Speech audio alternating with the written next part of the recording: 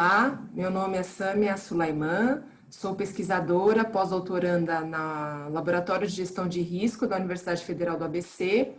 e venho apresentar esse trabalho feito em conjunto com o Rodrigo Ribeiro, da Fundação Getúlio Vargas, aqui do Brasil, e o professor Raul Ramírez, da Universidade Central de Venezuela. O trabalho que eu vou apresentar foi feito cerca de um ano e meio,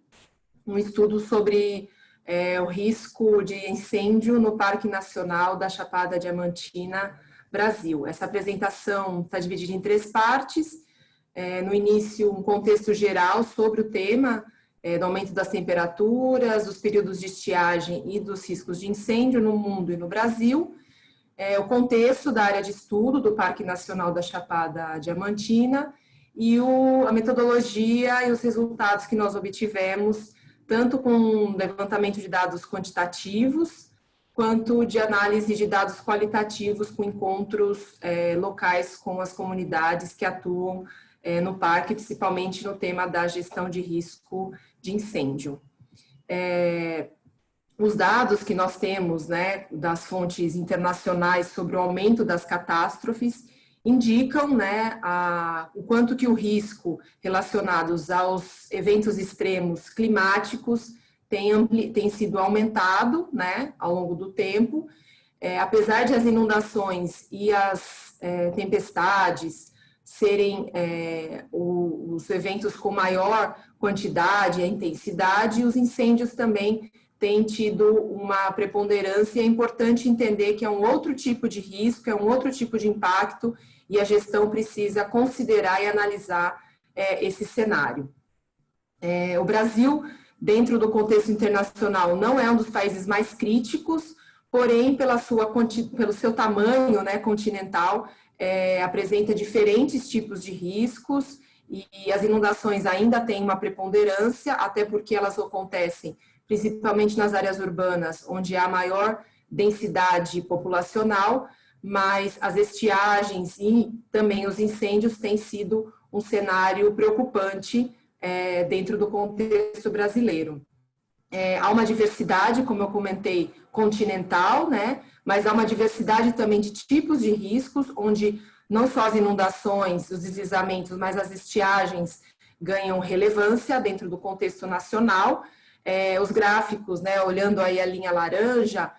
indicam o aumento dos períodos de estiagem, de seca, e isso é uma das condições também que favorece, apesar de não estar diretamente relacionado aos incêndios, e o nosso estudo também apontou isso, analisando não só as questões naturais, os fenômenos climáticos, mas também a ação humana dentro desse contexto, tendo o Nordeste principalmente como uma das áreas de maior risco em relação à estiagem e seca. Olhando os dados de temperatura global, isso é bastante preocupante nos últimos anos, o aumento da temperatura, que não só modifica as questões climáticas para a ocorrência de chuvas intensas, mas também da escassez hídrica. É importante relembrar aí alguns eventos marcantes, com o que aconteceu em Portugal, em 2017. Aqui no Brasil nós acompanhamos bastante estarrecidos com a potência do incêndio, os impactos que ocorreram, e atualmente vivemos esse cenário, não só os incêndios na Amazônia, que também acredito que o Brasil, não só o Brasil, mas o país inteiro tem acompanhado, o mundo inteiro tem acompanhado, mas atualmente, nesse momento, a gente tem um foco de incêndio bastante intenso no Pantanal, e que traz discussões não só para o tema das mudanças climáticas, os eventos extremos, mas também a nossa capacidade técnica, mas principalmente política, de gestão desses incêndios. Entrando então na segunda parte dessa apresentação, vou apresentar a área de estudo sobre o qual nós trabalhamos, que é o Parque Nacional da Chapada Diamantina, que se localiza na Bahia, na região nordeste do Brasil. A Chapada em si, todo esse território é bastante amplo, e o parque está restrito a uma área grande, mas bem menor em relação ao contexto da Chapada. Isso é importante porque um dos dados que nós coletamos é que os focos de incêndio estão no parque, e aí as questões de litígio e de ocupação das áreas do entorno como uma problemática além dos eventos e dos períodos de estiagem. Em 2008 houve um incêndio bastante grave, as mudanças, a estiagem foi bastante intensa e houve um déficit hídrico que potencializou não só a ocorrência, isso foi um dos dados também que nós coletamos, mas a extensão do incêndio. A Chapada é uma área bastante extensa, né, com bastante vegetação e que na época de seca se torna uma matéria para aumentar a combustão e a queima de inúmeros hectares. Foram 50 dias de queimada, o que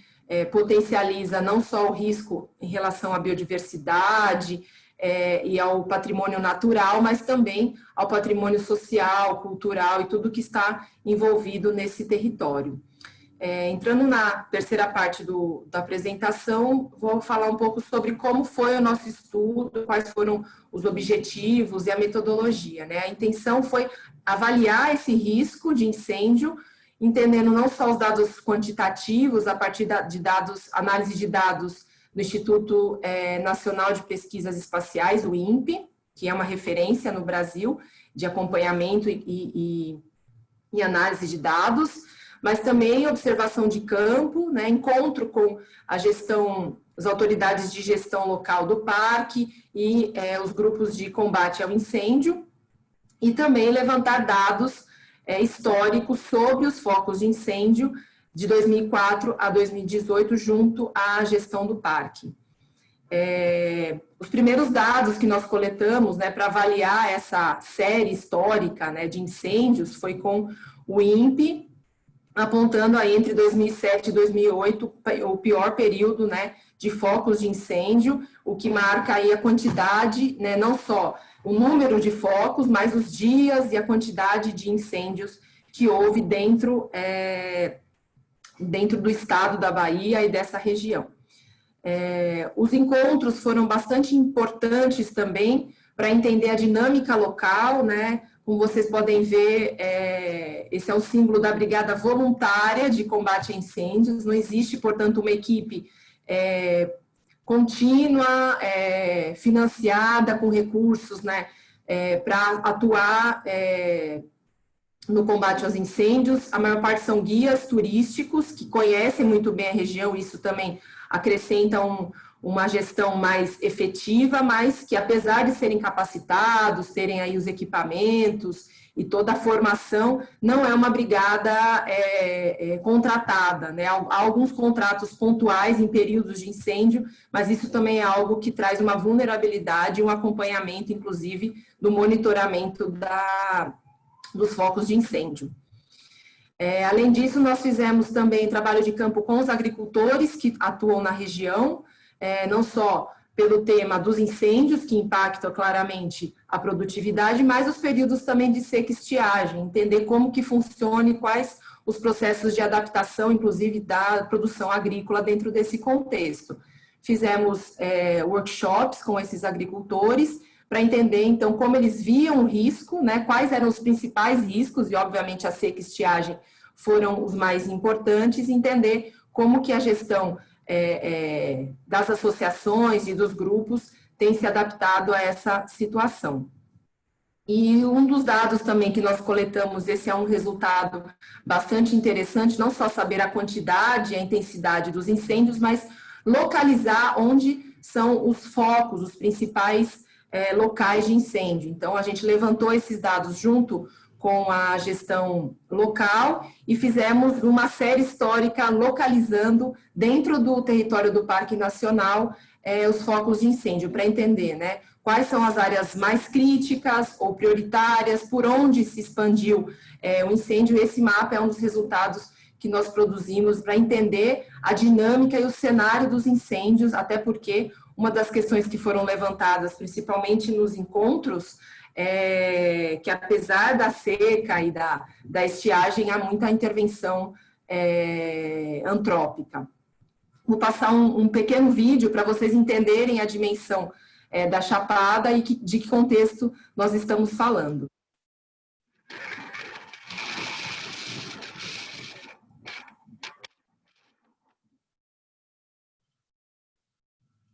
Uma das questões importantes, né, o acesso e a mobilidade dentro do parque, né, é muito complicado.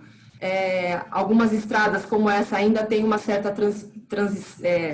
mobilidade, mas mesmo assim é uma extensão muito longa, né? Aí dá para ver a dimensão de um pedaço, né, do parque, mas que dificulta também os acessos, dificulta a gestão. Tem algumas torres de monitoramento, mas como eu comentei, as brigadas são voluntárias e não há um sistema realmente estruturado para monitorar, inspecionar e gerenciar de forma mais efetiva e de forma preventiva, e não só no combate, né,